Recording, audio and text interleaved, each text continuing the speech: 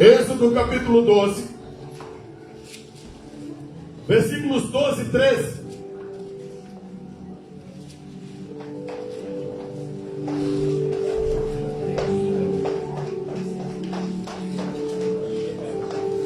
Diz assim a palavra de Deus: naquela noite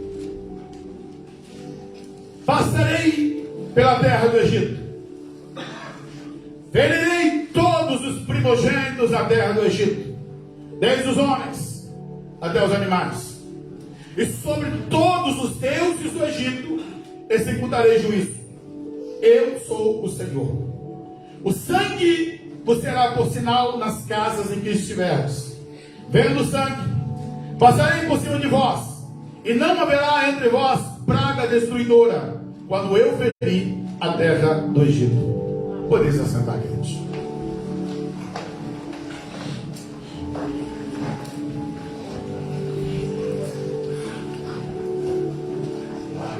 O que é Páscoa? A Páscoa, ela revela um momento muito especial da nação de Israel.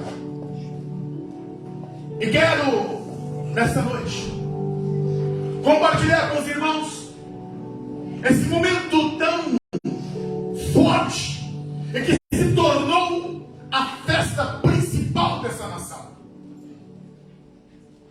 Quais são os elementos que representam a Páscoa? O cordeiro, os pães asmos e ervas amargas. E quero discorrer convosco e vos mostrar quão importante foi esse momento para essa nação, que demonstra o Deus que nós servimos e o Deus que a nação de Israel confiou. A Bíblia diz em Hebreus capítulo 11, versículo 28, da seguinte maneira: pela fé celebrou a Páscoa e a aspersão de sangue, para que o destruidor de primogênito não os tocasse.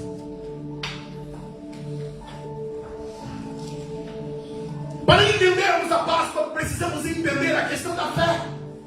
Pastor, o que é a fé? A Bíblia define, no capítulo 11 de Hebreus, fé é a certeza das coisas que se esperam, a convicção de fatos que você não vê. A fé, ela vai mexer com o nosso interior, mas não é a fé comum. Não, é a fé no Deus Todo-Poderoso. É essa fé que vai nos mover em direção a Deus. E a Bíblia diz que essa fé, ela é trazida até nós através do ouvir a palavra. A fé, ela vem pelo ouvir, e ouvir a palavra de Deus. Quando nós ouvimos a palavra e permitimos que essa palavra adentre o nosso coração, ela vai produzir em nós fé. Porque a nossa caminhada com Deus é pela fé. Nós não caminhamos por vista, não é por aquilo que vemos, mas somos movidos pela fé em Deus, do sobrenatural, a fé no Senhor. Quando Tomé, ele, incrédulo sobre a ressurreição de Jesus, ele disse: se eu não tocar nas feridas, se eu não colocar ali o meu dedo, eu não vou crer. E quando Jesus apresentou-se para ele, ele disse: Tomé, vem, bota aqui, Tomé, vem cá. E ele cai e diz: Senhor meu, Deus meu. Jesus diz para ele: olha, Tomé, você creu porque você viu. Bem-aventurados aqueles que não viram e creram. Amém. Isso é fé. Você caminha mediante o sobrenatural de Deus. E a Bíblia está dizendo assim que pela fé, o povo de Israel celebrou a Páscoa. E eu quero chamar a sua atenção, vamos entrar na palavra. A Bíblia diz que a nação de Israel ficou escravizada durante 430 anos, passou ali no Egito. Inicialmente não foram escravizados nesses 430 anos. Não tem como delinear, nem demarcar. Porque a Bíblia diz que depois que José morreu, levantou-se então o outro faraó que não conhecia José. Então não sabemos quanto tempo passou. Mas, depois de um tempo decorrido, aquelas famílias começaram a multiplicar-se, crescer, desenvolver. E uma multiplicação muito rápida. E era um povo estranho na terra do Egito. O faraó disse: olha, se não detivermos esse povo, se houver guerra contra nós, esse povo vai aliar o inimigo e eles vão tomar o Egito de nós. Por isso, passaram a escravização. Colocaram duros encargos pesadíssimos sobre eles. Construíram pirâmides. Perderam a liberdade. Mas eles continuavam multiplicando. E por isso, chega-se ao fato monstruoso que Faraó decreta então a morte de todos os meninos que nascessem. É nesse momento que Moisés nasce. E Joquebede e Arão, seus pais, protegem ele da morte.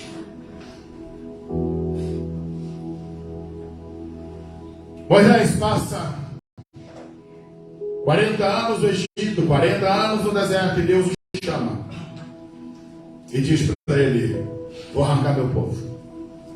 Chegou a hora. Vou tirar o meu povo do Egito. Por que quero chamar a sua atenção sobre a questão da fé? Porque infelizmente, apesar de todo o crescimento do mundo evangélico, ainda há muita deturpação bíblica. Estão pregando o evangelho que Jesus não pregou, que os apóstolos não pregaram, ensinos que não está contido na palavra. E isso se tornou um gravíssimo problema para a fé. E é preciso fazer uma correção urgente. Porque muitos caminham em uma experiência evangélica, gospel, mas sem uma experiência com Deus. Sem uma experiência salvífica. Isso é péssimo. Então deixa eu fazer uma primeira correção aqui, para introduzirmos essa questão da fé. Você não pode servir a Deus por permuta, por troca. Esse evangelho da prosperidade que diz: olha, você vem, você vai pagar um voto, você vai dar dinheiro para a igreja, você vai dar um envelope e Deus vai te enriquecer, e Deus vai te dar isso, vai te dar aquilo. Isso não é o evangelho bíblico. Jesus.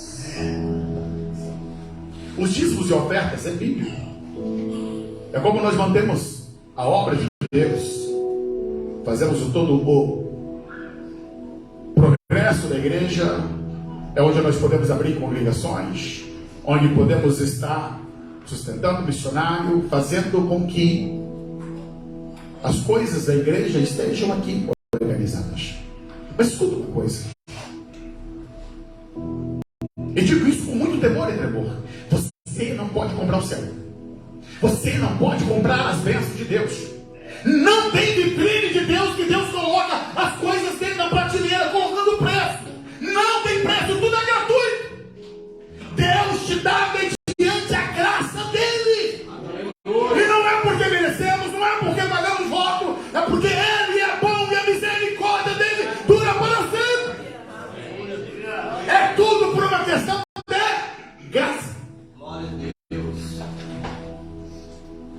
Deus cura, pastor? Cura. E quando eu tenho que pagar para ser curado? Nada.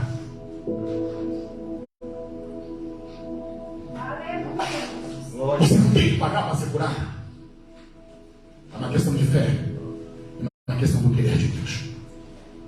É isso que vai te curar. Você pode abençoar a obra de Deus. Você pode ofertar a obra de Deus. Mas entenda, o teu dinheiro não compra as bênçãos de Deus. Se te ensinar assim, mentiram para você. Você não pode comprar. E por que nós temos muitas pessoas que se desviam da igreja? Por que nós temos muitas pessoas com uma fé fraca, débil, frágil? Sabe por quê? Porque foram ensinados errados. Escuta, Deus não é Papai Noel que sai dando presentinhos. Escuta, Deus, Ele tem um plano salvífico, um plano eterno. A grande verdade é, nós vivemos para Deus, sonhamos com Deus e vamos para Ele. Se Ele nos der a bênção da prosperidade financeira, vamos servi-lo, adorá-lo e glorificá-lo. Se Ele não der, vamos servi-lo, adorá-lo e glorificá-lo. Se tivermos saúde, vamos servi-lo, adorá-lo e glorificá-lo. Mas se ficarmos doentes, continuaremos servindo, adorando, porque Ele continua sendo Deus, independente das circunstâncias. Por que eu estou falando isso? Escuta, esse povo estava há 4 séculos ali, e agora, nesse momento deles, que Moisés chega ali dizendo: olha, eu vim tirar vocês daqui. Eles não tinham liberdade, não tinham salário, eram escravos. E quando Moisés chega para falar, diz: olha, Deus está mandando você liberar o povo. Ah, é? Apertou o cerco. Ele disse para eles: olha, vamos fazer o seguinte então, vocês querem ir embora? Antes nós dávamos o barro e a palha. A partir de hoje, a cota, a meta diária de tijolo é a mesma. Só que não dou palha mais. Vocês vão ter que pegar palha. Só vai ter o barro. E vocês vão ter que bater meta. Não dava para bater. E o que ocorreu? Maiores açoites, maiores castigos foram impetrados sobre o povo. Mas aí, onde que entra aqui a questão da fé? Aqui o Egito era um antro de paganismo, de deuses. Havia ali toda uma questão mística. Lembrando, eu estava com minha família essa semana e estávamos conversando sobre a Páscoa. E eu estava dizendo para eles o alto poder satânico que operava no Egito. Quando Janes e Jabes têm um contato com Moisés, Moisés joga a vara dele no chão, a vara se transforma em serpente. Janes e Jabes, junto com os feiticeiros, faz a mesma coisa. Quando Moisés ele toca na água do Nilo, transforma em sangue, os feiticeiros vão lá, faz a mesma coisa. Quando Moisés ele faz subir rã do Nilo, os feiticeiros fazem a mesma coisa. Entenda! Havia uma alta magia ali. Havia um manto de demônios, de poder das trevas, que escravizava aquela nação. Sim. Havia ali um grande peso e carga espiritual. O povo de Deus estava olhando tudo aquilo. E a pergunta é: onde está Deus? Onde é que está Yahvé? Que não socorre o seu povo, que permite que o seu povo passe pela escravidão, que permite que o seu povo esteja limitado. Escuta uma coisa, irmãos: há um limite para a prova, há um limite para toda luta. Chega um momento que Deus vai se revelar, e quando eu olho para a Páscoa, eu vejo a grande manifestação da revelação de Deus. É Deus dizendo a ele: chega, eu vou mostrar para vocês que eu sou Deus, eu sou o Senhor. Os deuses do Egito não são nada. Glória a Deus. Deus enviou 10 pragas. Eu quero falar sobre a última, mas é muito interessante. Eu tenho que começar pela nona. Você conhece a história? Para mim, a nona e a última praga é o carinho de Deus. Deus dizendo assim: chega. Cada uma das pragas era Deus batendo em um dos deuses egípcios.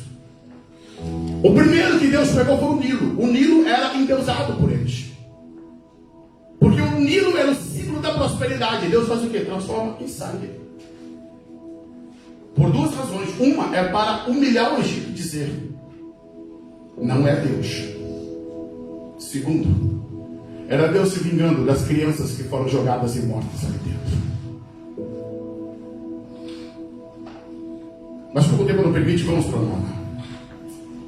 Você viu qual é o ciclo da bandeira do Egito? Tem um sol. Uma das maiores divindades que veneravam os egípcios era Ra, o Deus Sol. E Deus estabelece: vou ofuscar a luz do sol 3 dias. Trevas densas sobre todo o Egito, de maneira que os egípcios não conseguiam nem levantar do lugar. Tamanhas trevas que pairou em toda a terra do Egito. Cadê Ra? Cadê o Deus Sol? Agora tem uma questão.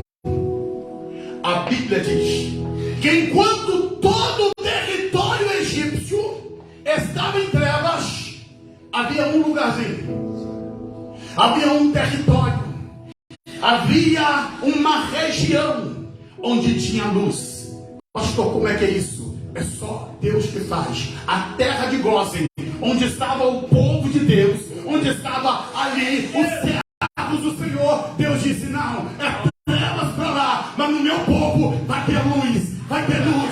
E a luz estava ali. Deus fez separação. As trevas ficam para os egípcios, mas a luz, porque Ele é a verdadeira luz. Jesus disse: eu sou a luz do mundo, não é o sol, é a luz de Deus. Ele disse: haja luz e houve luz. E Deus mandou que houvesse luz na terra de Gósen, e houve trevas entre os egípcios. Aleluia. Deus estava restaurando a fé do seu povo. Cada uma das pragas, Deus estava ali, mostrando para o seu povo: eu sou Deus. Os deles não podem resistir. Glória a Deus, aleluia, maravilha. Mas os primogênitos, pastor, escuta. Deus já havia feito aliança com Abraão, dizendo que todo o primogênito seria dele.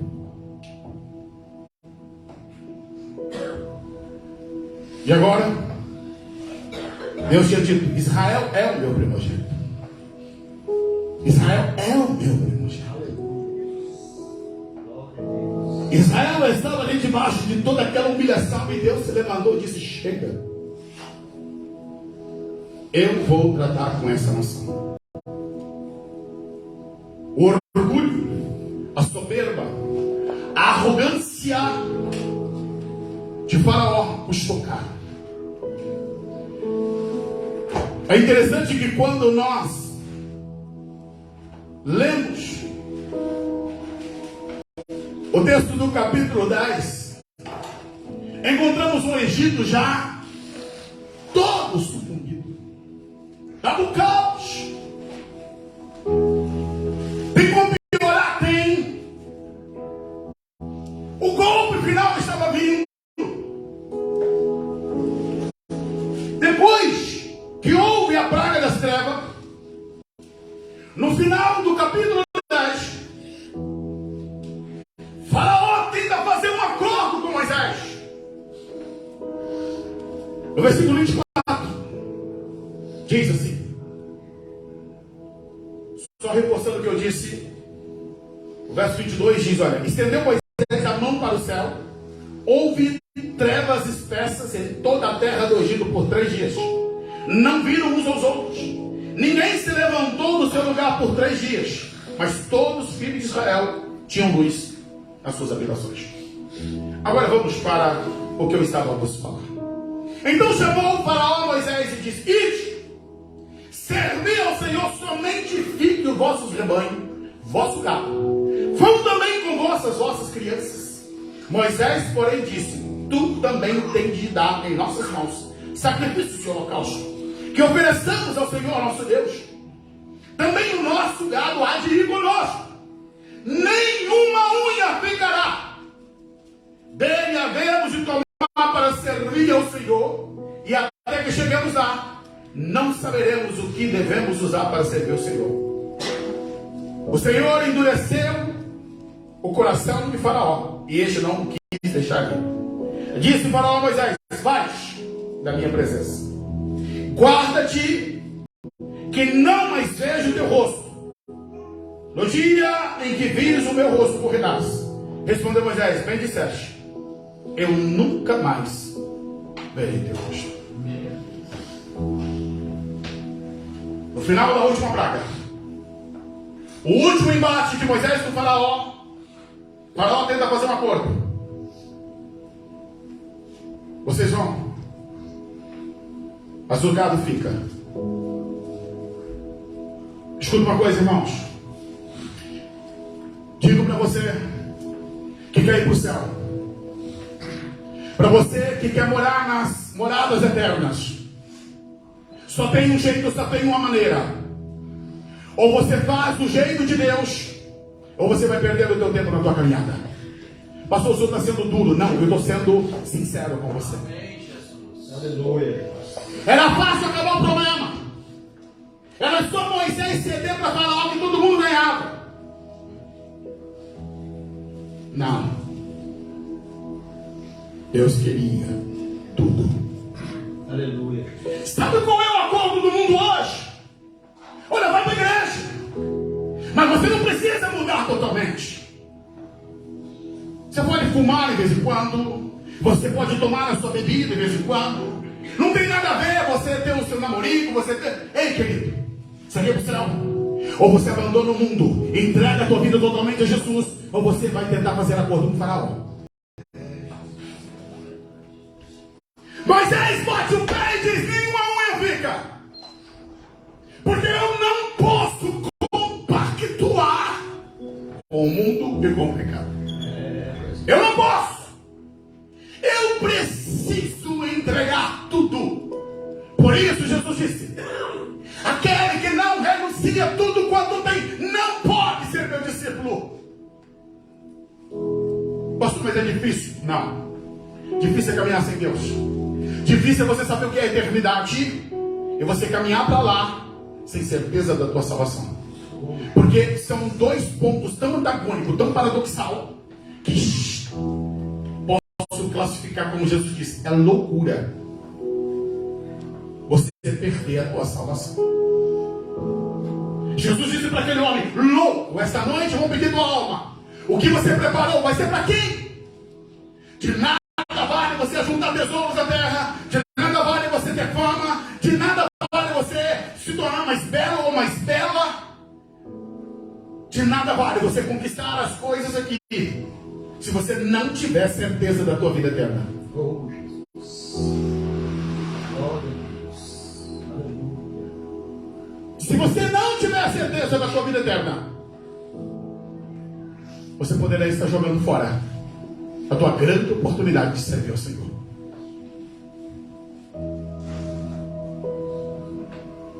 Voltamos para o texto. Moisés sai da presença de Faraó. E Deus então dá uma determinação para ele. Capítulo 11, verso 1 diz assim: diz o Senhor a Moisés: ainda uma praga trarei sobre Faraó e sobre o Egito. Então vos deixará ir daqui. E quando vos deixará ir, é certo que vos expulsará completamente. Deus diz: olha, Moisés, eu vou fazer uma certa conta. Eu vou matar. Deus disse: eu vou matar todos os primogênitos da terra do Egito. Todos eles serão mortos por causa daquilo que fizeram com o meu povo, por causa da afronta, a petulância, a arrogância. Eu vejo muitas pessoas que criticam Deus, zombam, fazem vídeos, afrontam Deus, afrontam a igreja. Não sabem elas que um dia terão que se prostrar diante dele e vão ter que dar conta de cada palavra. Ontem eu vi um vídeo de uma mulher que ela faz um sarcasmo com Jesus. Ela era uma comediante. E na hora que ela faz todo o sarcasmo, pena que Deus ainda é misericordioso demais, irmãos, que permite certas coisas. Ela tonteia no palco e cai morta no palco.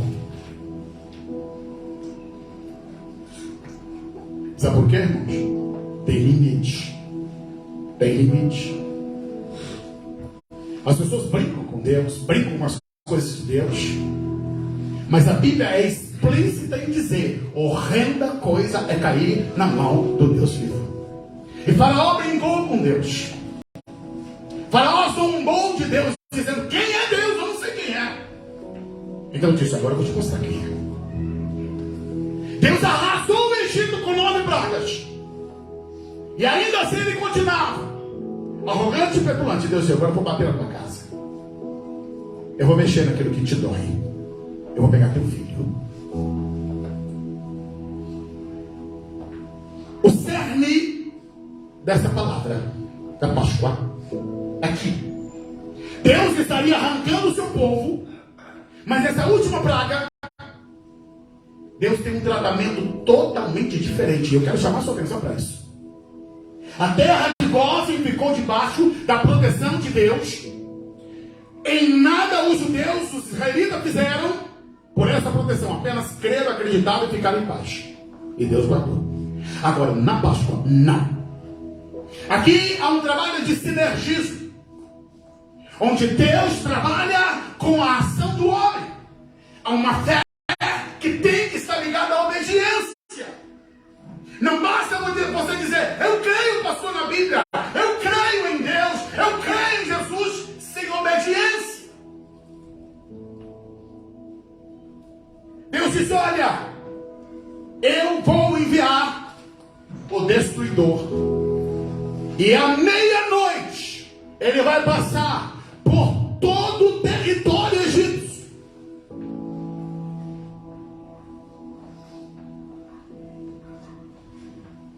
Mas Deus deu uma receita para o seu povo. Ele disse: olha, vocês vão pegar o cordeiro, vão matar o cordeiro, vão pegar o sangue e colocar numa bacia, vão pegar uma esponja de sopa e vai lá na verga da porta, lateral, esquerda, direita e um umbral em cima. Vocês vão aspergir sangue, o sangue do cordeiro da bacia. Vocês vão passar na vertical, nas duas verticais e na horizontal.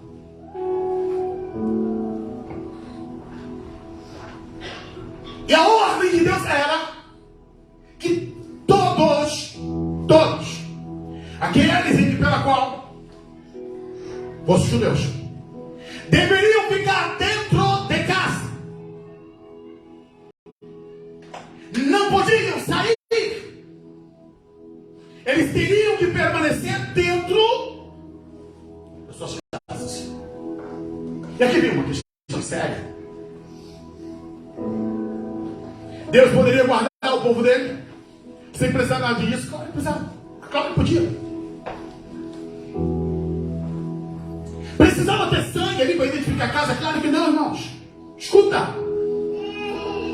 Deus sabe quem você é e Ele não te erra. Deus não perde ninguém de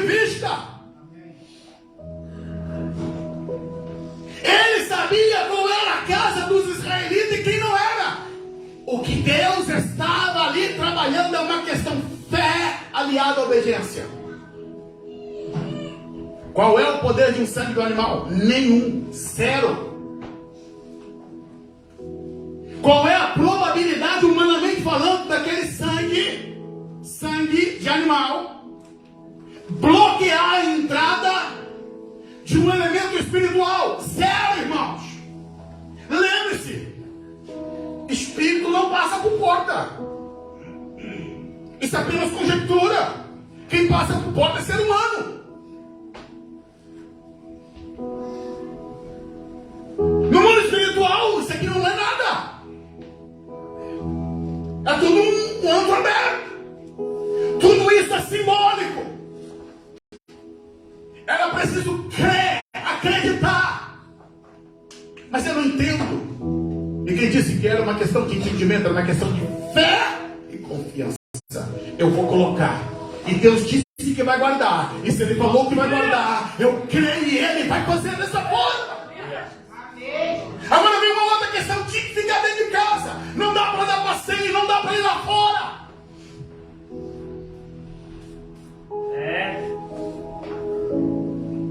Deus havia estabelecido regras. Regras para o seu povo. O texto de Hebreus,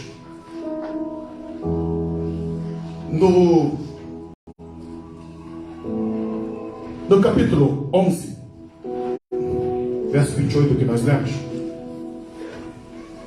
Vamos voltar lá. Diz que pela fé celebrou a Páscoa, a expressão do sangue, para que o destruidor dos primogênitos não os tocasse. Deus havia dito no capítulo 12, verso 12, naquela noite, escuta uma coisa aqui. Passarei, agora já estamos em Êxodo 12, 12. Passarei pela terra do Egito, ferirei todos os primogênitos da terra do Egito, desde os homens até os animais, e sobre todos os deuses do Egito executarei juízo. Deus está dizendo: eu vou executar juízo sobre os falsos deuses egípcios. Eu vou mostrar que eu sou Deus. Eu vou mostrar quem é Deus no Egito. O verso 13 está dizendo: olha, escuta. O sangue vos será por sinal nas casas em que tiverdes. Vendo o sangue, passarei por cima de vós, e não haverá entre vós praga destruidora, quando eu ferir a terra do Egito.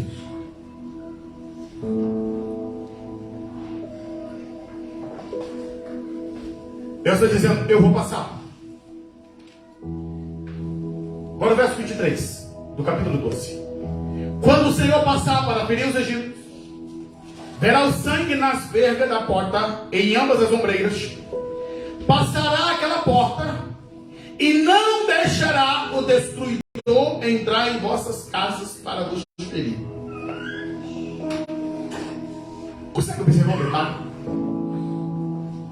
O início do versículo, olhando para a tela, está dizendo: olha, o Senhor vai passar para ferir os egípcios. Então está dizendo: o Senhor vai passar. Agora, na casa dos egípcios, do povo dele, está dizendo: o Senhor passará aquela porta onde tiver o sangue, não deixará o destruidor entrar. Então nós estamos falando de duas situações. O Senhor está passando pelo Egito e tem um anjo destruidor. Mas quando chega na casa que tem sangue, o Senhor diz: aqui não entra, aqui tu passa por Páscoa, pensar, pular, passar por cima. Então o anjo destruidor não podia entrar naquela casa porque tinha sangue.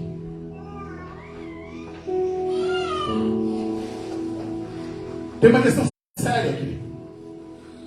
O destruidor iria ferir quem? Primogênitos. Mas tem uma questão: como é que vai saber quem é primogênito? Tinha algum sinalzinho? Tinha uma marca para dizer cada casa quem era o primogênito. Escuta, os homens podem se esconder, os homens podem fazer o que quiserem, mas há um Deus no céu que sabe tudo sobre nós. Deus sabe quem nós somos, Deus conhece nossa história.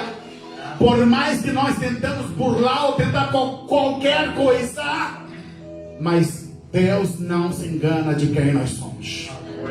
Deus sabe quando você nasceu, Ele conhece toda a tua história, toda a tua trajetória, e não tem como se esconder de Deus. Deus sabia em cada casa quem era o primogênito. Imagina alguém dizer, não, mas não sou eu, é ele. Não. O destruidor, autorizado pelo Senhor, sabia qual é que seria ferido em cada casa. Mas todavia, na casa do povo de Deus, não houve entrada do destruidor de primogênitos.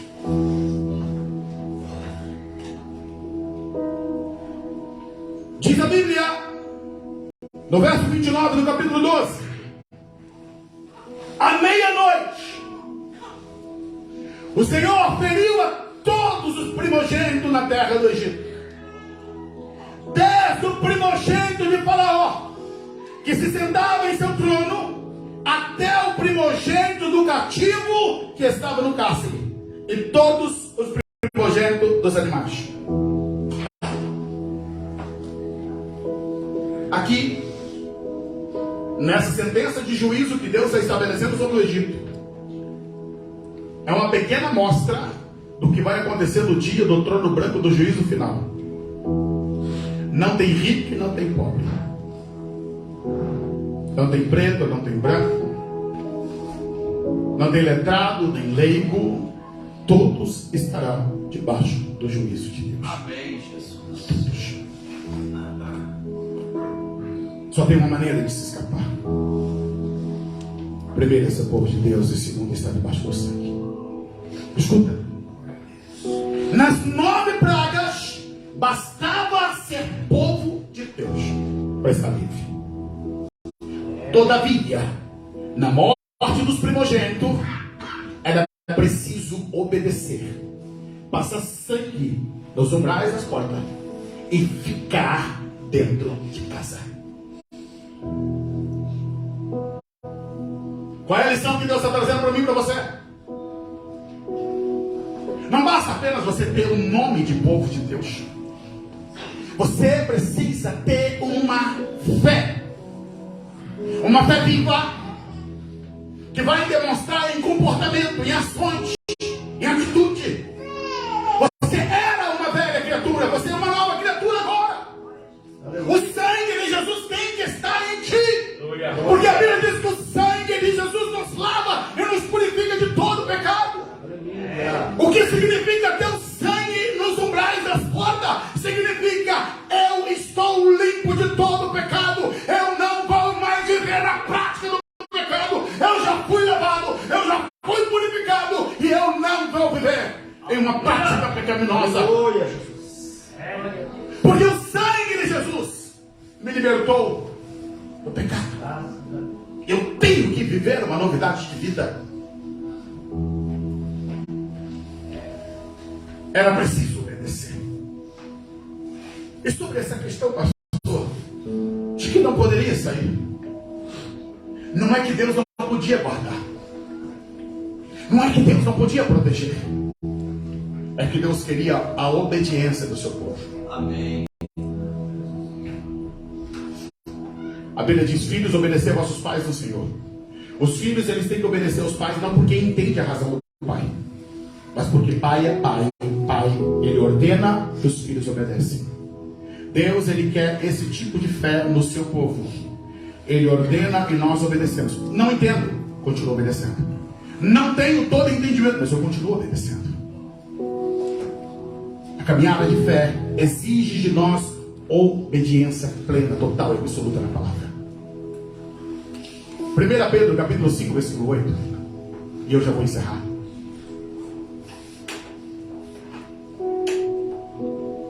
O apóstolo Pedro disse assim: sede sóbrios, Vigiai. Porque o vosso adversário anda. Ele anda onde? Em vosso derredor, como leão bramando, buscando a quem possa tragar.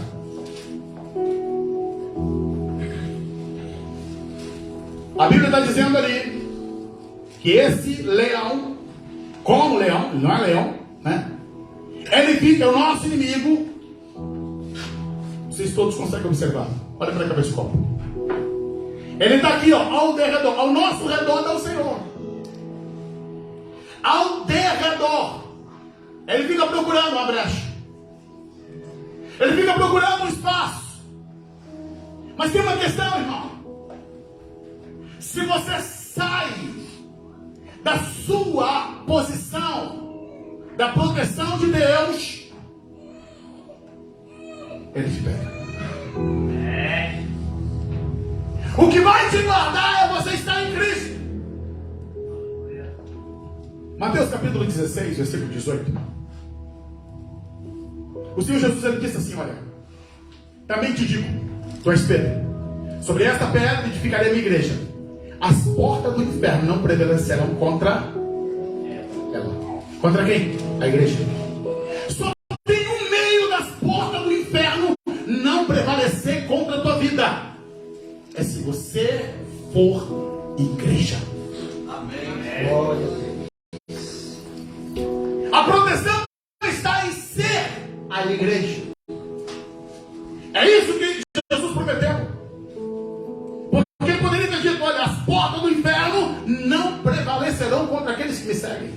As portas do inferno não prevalecerão contra os teus discípulos. Não. Ele está dizendo: as portas do inferno não vai prevalecer contra a igreja. Aqueles que são corpo de Cristo. Aí ele protege, ele guarda. Deus estabeleceu: quem estivesse dentro da casa e que tivesse sangue nos umbrais, esses estariam guardados e protegidos. Fora das casas havia morte, sofrimento, dor.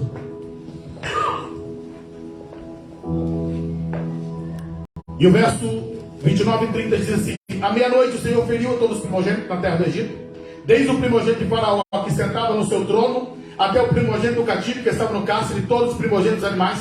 Levantou-se Faraó de noite, ele, todos os seus oficiais de todos os egípcios, e havia grande